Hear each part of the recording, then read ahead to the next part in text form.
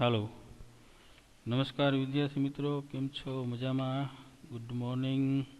Shri BB and PB Hirpara Kanya વિદ્યાલયમાં આપનું સ્વાગત છે. આજે આપણે ગુજરાતીની અંદર ધોરણ 9 લોકગીત છે 21મું તેજમલ, જેની આપણે ટીમ્સની અંદર લેક્ચરની અંદર આપણે એ કાવ્યને એ લોકગીતને સમજ્યા.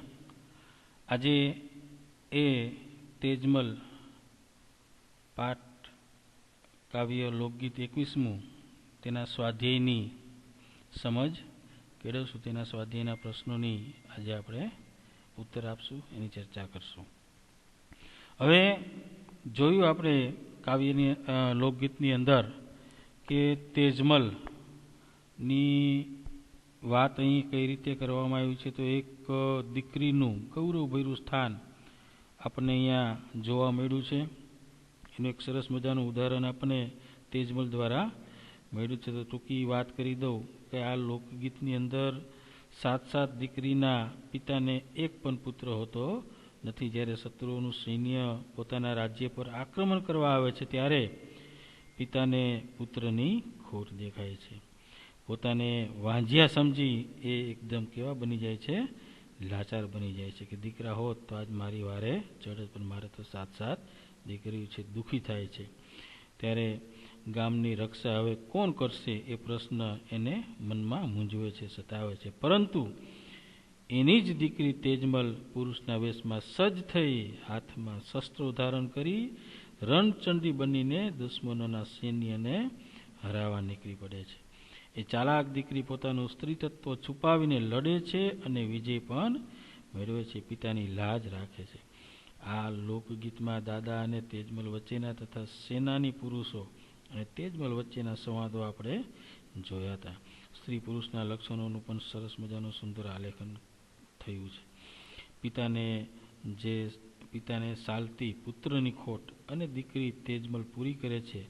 એ કુટુંબમાં તથા સમાજમાં દીકરીનું એક ગૌરવભર્યું સ્થાન હોવું જોઈએ, એનું મૂર્તિમત ઉદાહરણ દીકરી અહીં તેજમલ પૂરું પાડે છે. તો દીકરીને પણ સમાન હકો, એક દીકરી પણ એક ગૌરવભર્યું સ્થાન અને એ મોટિવેશન એ આપણને આ લોકગીતની અંદરથી શીખવા મળે છે કે દીકરીને પણ કમજોર સમજવી જોઈએ નહીં. દીકરીની હારે દીકરાની સાથે દીકરી પણ ઊભી રહી શકે છે, યુદ્ધ પણ કરી શકે છે અને વિજય પણ મેળવી શકે છે. તો જો હવે પ્રશ્નોના જવાબો, સ્વાધ્યાય તમારા નજરની સામે બધાની પાઠ્યપુસ્તક તેમજ આ લેક્ચરની અંદર તમારી નજરની સામે પ્રશ્નો મૂકવામાં આવ્યા છે. તો પ્રશ્ન પહેલો છે, પ્રશ્નની નીચે આપેલા વિકલ્પોમાંથી સાચો વિકલ્પ પસંદ કરી ખરાની નિશાની કરો. પહેલું છે, જો આ બધા પ્રશ્નો એવા છે કે તમે ખાલી કાવ્ય વ્યવસ્થિત સમજ્યા હોય અથવા તો એકવાર પ્રશ્નના જવાબ વાંચ્યા હોય તો આ દરેક પ્રશ્નના જવાબ આપોઆપ તમને મળી જતા હોય છે. તો જો પ્રશ્ન પહેલો છે, કોરા કાગળનો અર્થ. તો એ છે વાંચી ન શકાય તેવો પત્ર, બી છે યુદ્ધની ધમકી ભર્યો પત્ર, સી છે કશું જ લખ્યું ન હોય તેવો પત્ર અને ડી છે સફેદ રંગનો કાગળ. તો અમુક ઓપ્શન તો તમને જોઈને જ એમ થશે કે આ ઓપ્શન તો આવે જ નહીં. તો શું આવશે? ધમકી ભર્યો પત્ર. તો યુદ્ધની ધમકી ભર્યો પત્ર, બી રાઈટ કરવાનું છે. ત્યાર પછી બીજું, દાદા શા માટે રડતા હતા? તો એ પણ આપણને ખ્યાલ છે કે દાદા શા માટે રડતા હતા, છતાંય આપણે જોઈ લઈએ ABCD. તો એ દુશ્મનોના લશ્કરનો સામનો કરનાર પુત્રો નથી. બી, દાદાના દીકરાઓ યુદ્ધમાં શહીદ થયા હતા. દાદાને ખબર છે કે દીકરા જતા નહીં, 7 દીકરી જતી એટલે ખોટું પડે. સી, દાદાને પત્ર વાંચતા આવડતું નથી, એ પણ ખોટું પડે. અને ડી, દાદાને તલવારના ઘા વાગ્યા હતા, એ પણ ખોટું પડે. તો રાઈટ શું આવશે? એ, દુશ્મનોના લશ્કરનો સામનો કરનાર એની પાસે શું નહોતું? પુત્રો નહોતા. 7 દીકરીઓ જ હતી. ત્યાર પછી ત્રીજું, દળકટક એટલે કે લશ્કર વડાવી ઘરે પધારેલા તેજમલને, જ્યારે યુદ્ધ જીતીને આવે છે તેજમલ એની દીકરી, એનું સૈન્ય, ત્યારે દાદા કઈ રીતે એને વધાવે છે. એ દાદાએ ખૂબ જ ઠપકો આપ્યો, સવાલ જ નથી, ઠપકો આપવાનો આવતો જ નથી એમાં. બી, દુશ્મનો માટે સહાનુભૂતિનો ભાવ થયો, એ પણ ન આવે. સી, હવે ક્યારે યુદ્ધમાં ન જવાની પ્રતિજ્ઞા લેવડાવી, એ પણ ન આવે. તો છેલ્લું ડી, દાદા અને કાકાએ તેને શેનેથી વધાવ્યા? મોતીડાથી વધાવ્યા. તો રાઈટ શું આવશે? દાદા અને કાકાએ તેજમલને શેનેથી વધાવ્યા? મોતીડે વધાવ્યા. એટલે ત્રીજામાં ડી રાઈટ. ત્યાર પછી ચોથું, નીચેનામાંથી કયું વિધાન તેજમલને લાગુ પડતું નથી? પ્રશ્ન 2 વાર વાંચવાનો, ન સમજાય ત્યાં સુધી. જેટલું મહત્વ જવાબનું છે, આન્સરનું છે, એટલું જ મહત્વ પ્રશ્નનું હોય છે. જેમ જેમ મોટી પરીક્ષા દેવા જશો તમે જ્યારે ભવિષ્યની અંદર, ત્યારે પ્રશ્નને સમજવો ખૂબ મહત્વનું હોય છે. તો નીચેનામાંથી કયું વિધાન તેજમલને લાગુ પડતું નથી? એટલે કે એને લાગુ નથી પડતું. તો પેલું એ, હૈયે હિંમત રાખો દાદા, અમે વારે ચડશું રે. તો લાગુ પડે છે, કેમ કે જ્યારે કોરો કાગળ આવે છે ત્યારે એને આશ્વાસન કોણ આપે છે? તેજમલ. હૈયે હિંમત રાખો દાદા, અમે વારે ચડશું, એ લાગુ પડે છે. બી, હાથના ત્રાજવા દાદા, બાંય લડીમાં રહેશે રે. એ પણ તેજમલને લાગુ પડે છે જ્યારે દાદા સાથે સ્ત્રી અને પુરુષની ચર્ચા થાય છે ત્યારે. સી, તેજમલ સૌ સાથીદારની પાછળ રહ્યા. અને ડી, પગના ત્રાજવા દાદા મોજડીઓમાં રહેશે રે. એટલે એ, બી અને ડી ત્રણે લાગુ પડે છે. લાગુ નથી પડતું તો કયું? સી, કે તેજમલ સૌ સાથીદારની પાછળ રહ્યા. તેજમલ સૌ સાથીદારની પાછળ નહીં, પણ બધાથી આગળ હતા. એટલે રાઈટ આવશે સી.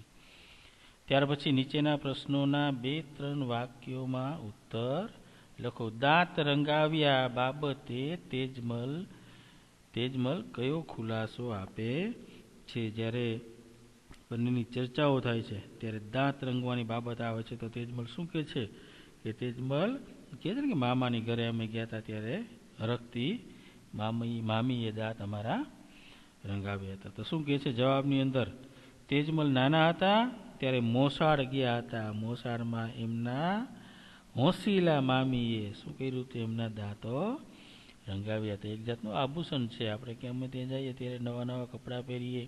અત્યારના સમયમાં તો લિપસ્ટિક, નાન, તેન બધું આવી ગયું છે. ત્યારે એવું કંઈ હતું નહીં. ત્યારે તો શું કરતા? હાથમાં ત્રાજવા કરતા, ટપકા કરાવતા, દાંત રંગતા, એવું બધું કરતા.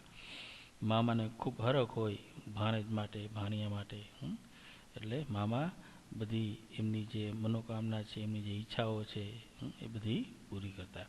એટલે એ બાબતે એવી સ્પષ્ટતા કરે છે કે અમે મોસાળ ગયા હતા ત્યારે અમારા મામીએ અમારા દાંતને રંગાવ્યા હતા. ત્યાર પછી બીજું, એમાં સોનાની દુકાને તેજમલ કઈ કસોટીમાંથી પાર ઉતર્યા તે જણાવો. એ પણ આપણે જાણીએ છીએ કે જ્યારે તેજમલ પોતાના સાથીઓ સાથે જ્યારે સોનાની દુકાને જાય છે ત્યાં પુરુષ અને સ્ત્રીની પરખ કરવાની હતી. ત્યારે સામાન્ય રીતે પુરુષો શું એની ઈચ્છા હોય પુરુષોની?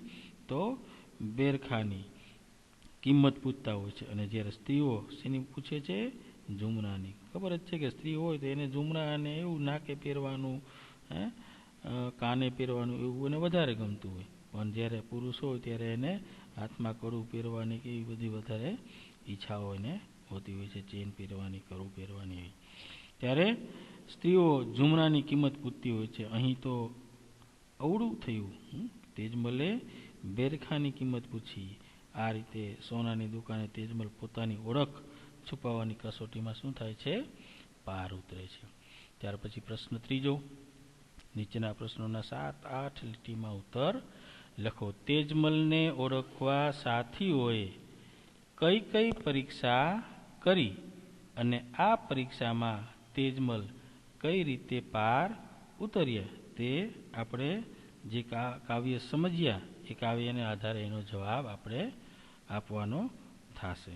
તો જોઈએ તો જ્યારે દુશ્મનો ઓળખી ન શકે, કેમ કે દુશ્મનોને જો ખબર પડે કે આ તો સ્ત્રીઓ છે, કે આ તો છોકરીઓ છે, તો દુશ્મનમાં હિંમત વધારે આવી જાય. એમ થાય કે એમનું તો શું આવશે, એટલે એને ખબર પણ પડવી જોઈએ નહીં.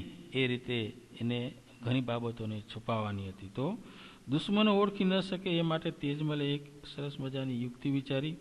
તેજમલ પોતાના સાથી પુરુષોને સૌ પ્રથમ સોનાની દુકાને લઈ ગઈ. તે જાણતી હતી કે ત્યાં સ્ત્રી અને પુરુષ બંનેની શું થઈ જશે? કસોટી થઈ જશે. કેમ કે પુરુષ બેરખામાં મોહશે અને સ્ત્રી એના ઝુમરામાં મોહશે. પરંતુ અહીં તો પુરુષો સ્ત્રીના ઝુમરામાં મોહાયા, પણ તેજમલ ઠાકોરે તો બેરખા જ પસંદ કરી. એ પછી ત્યારે તેજમલ સાથીઓને વાણિયાની દુકાને લઈ જાય છે. ત્યાં પણ તેને થયું કે પુરુષ પાઘડીમાં મૂળ પૂછશે.